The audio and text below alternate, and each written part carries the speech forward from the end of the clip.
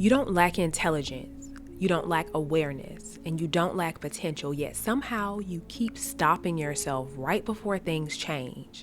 You overthink the opportunity, you delay the decision, you notice the pattern and still repeat it. And the most frustrating part? You understand what you're doing, but understanding hasn't set you free.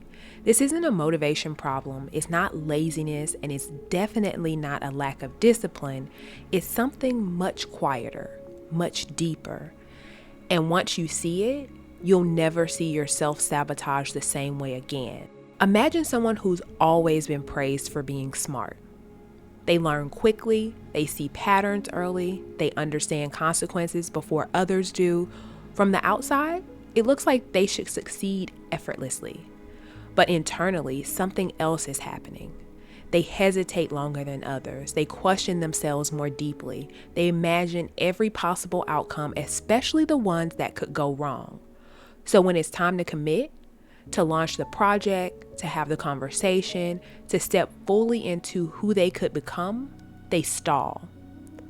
Not because they don't care, but because they care too much. Their mind doesn't rush forward, it scans, it protects, it warns. And slowly, without realizing it, they begin confusing thinking with progress. They don't fail loudly, they fail quietly, through delay, through perfectionism, through waiting for certainty that never comes. Here's the truth most people miss. Smart people don't self-sabotage because they're irrational. They self-sabotage because they're adaptive. Your brain learned early that being intelligent kept you safe. You learned to anticipate problems, to avoid mistakes, to minimize risk, and at some point, your identity fused with this idea. If I'm careful, I'm safe. If I'm prepared, I'm protected. If I don't fully commit, I can't fully fail.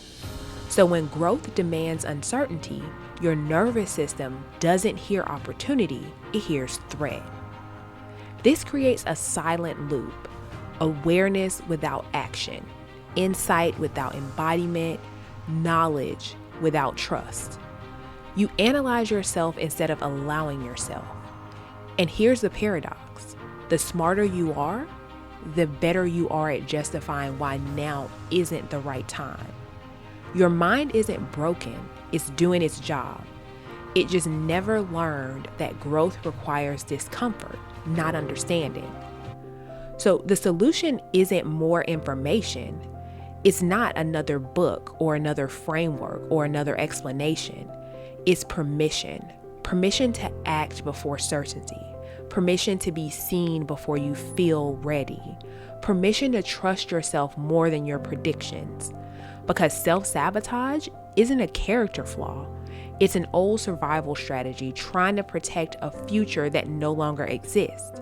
And the moment you stop asking, why do I do this? And start asking, what am I afraid would happen if I didn't? Everything begins to change. Not loudly, not dramatically, but quietly, from the inside out.